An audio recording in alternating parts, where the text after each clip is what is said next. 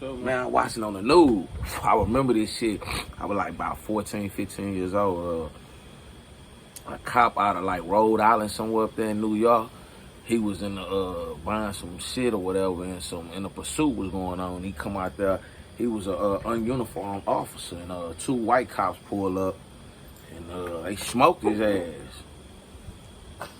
In the line of duty. Nah, he was off duty, but he was like saying some shit. And his daddy was a black officer too. They was saying like they wasn't trying to make it no race thing. They was just saying like, if like goddamn me, like the same nigga who shot him and smoked him was the nigga that he went to training with, my nigga.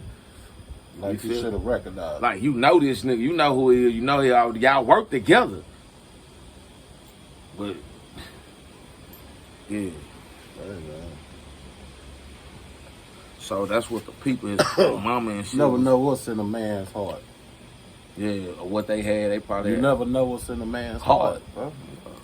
So, you feel me? Evidence is one thing. You feel me? You scrape up all the evidence you can find. And it might provide for him that be a justified scenario. But then, if he had to be faced with God in himself, you never know what's in his heart. I mean, God knows what's in his heart. You feel me? And that's something that that's something that can't be revealed to everybody. You know what I'm saying? That's for that man to know and for God to know. So no, we only know what we can scrape, what pieces we can scrape up. Right? You know, you never know what. Nah, I'm just like you say they went to school together. You just said they brought that up because they're like, well, goddamn, what the hell? If you went to school with some other officer, maybe you would have recognized them in that same scenario, but because this a black dude, that's what they was saying.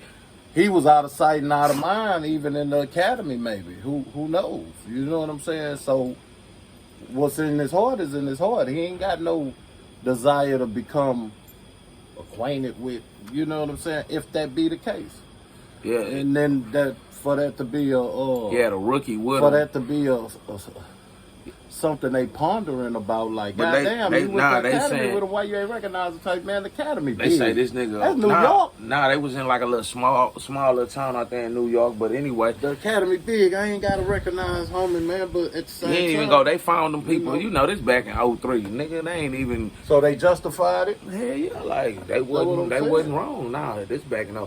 Man, listen, they just now start locking them people. And homie was doing what justified the shooting? They basically saying that like they was in the line, like they was. The off-duty officer was doing what? He was in somewhere getting something to eat, and something was going on, and he told a dude like, freeze, put your hands up. And the laws, they was already coming to the crime scene, I guess, and they ain't get a nigga no chance. They just fired on his ass, like fired off on him and hit him. Did he die? Yeah, he died. Oh. His daddy was a cop, had been there for a amount of years, and my whole point, man.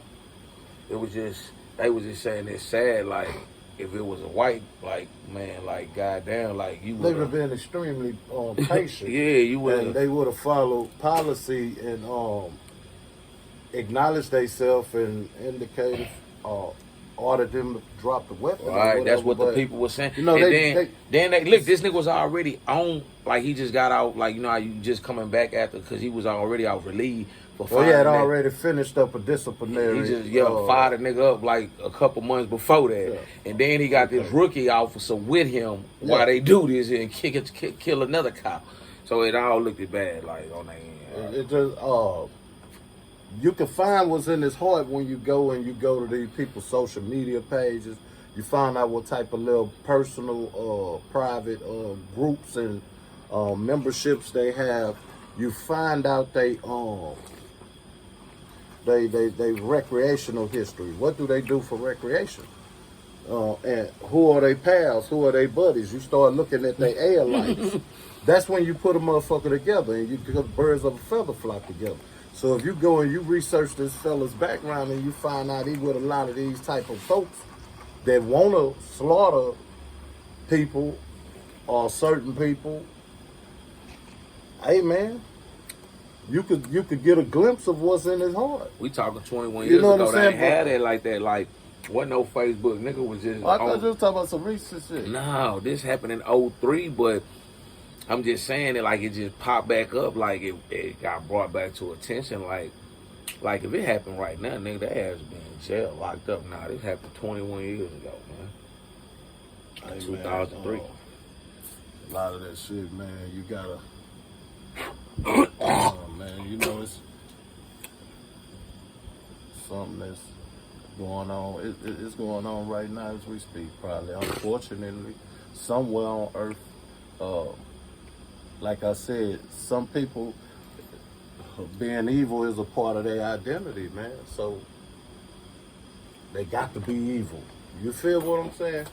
Things they do gotta not make sense. Things they do gotta be questionable.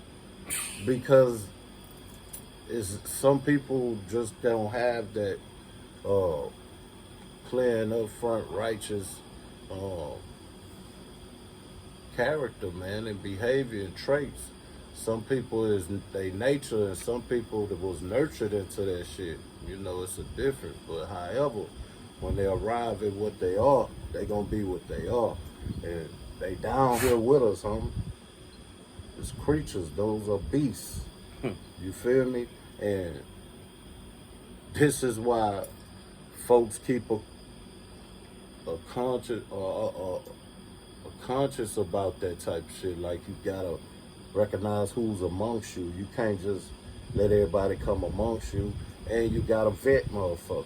Find out who the fuck a motherfucker is, where they from, who they people is, and put your finger on the motherfucker. You can't have a motherfucker around you.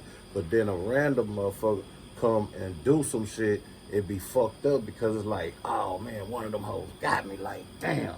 Like, you couldn't see it coming.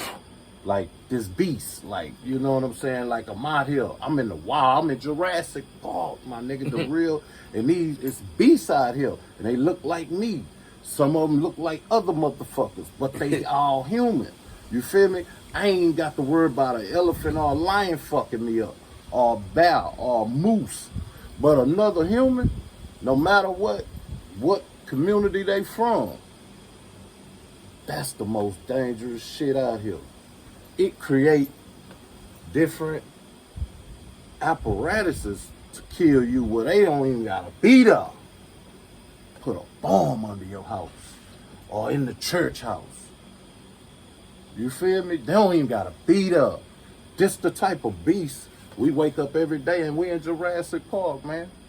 And we all the motherfucking dinosaurs. They made that movie. Motherfuckers having moments of despair, getting chased and shit. They gotta navigate through the Jurassic Park on the movie. Nigga, we gotta do that when we wake up and go to work. Okay? So we in Jurassic Park, man. And ain't nobody it's a war going on outside no one is safe from.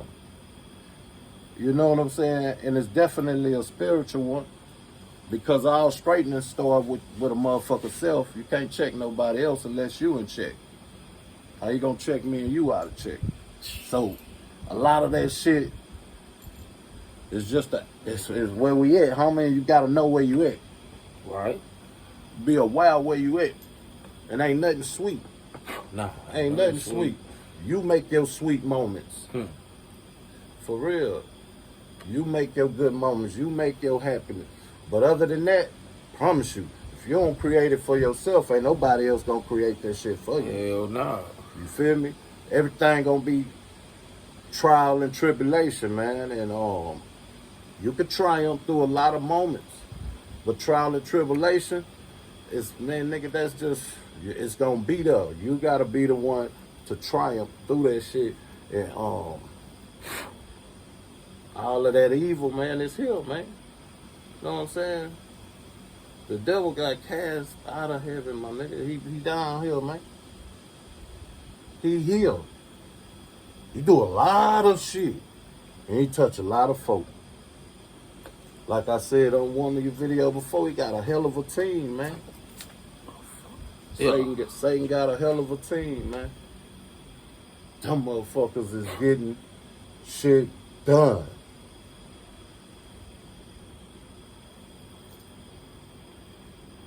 Damn, man, like crazy. So whenever you see shit like that, where motherfucker always gotta go and everything look the same, it's like, oh, it got this contrast. Well, what's the contrast? A racial. Oh man, damn, it look like you're racial. Or you know they're gonna spin it. The media's gonna spin. The media is the white supremacists' war tool. That's they shit. So they plan that. That's just all evil. Period. Anyway, they don't report no people halfway report the truth. They don't never expose municipalities like that. They go and seek permission to go and tell on these people. You feel me? And the only time they do that is when they got a certified whistleblower or some shit. That's when they want it. Man, that's when they gonna step out there like that. Other than that, they ain't going doing no investigative journalism, nigga. That everything is it's a contrast. It's a picture. We paint a picture. This is what the world is like. And you gotta expect that. You gotta look forward to that. This is what our world is. You feel me? They putting it in your face, like I'm telling you. You got a lot of people say, I only watch the news because it makes me depressed. There's a lot of people that say that because, I mean, it's so much bullshit on the news. But however, that's an old statement folks used to make a lot. Back in the day. Even now, some people don't like to look at it. It's not an accident that happened. You know what I'm saying? Somebody say, oh, well, all news is necessary. Yeah, it is. You know what I'm saying? All news is necessary. You know?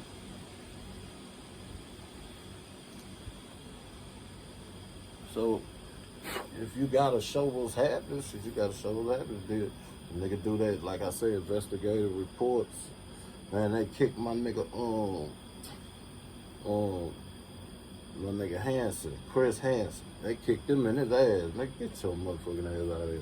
He was exposing all them sex offenders and shit. Yeah, they cut all them pedophiles. They was like, man, you get your motherfucking ass out of here. You got judges, military men, policemen.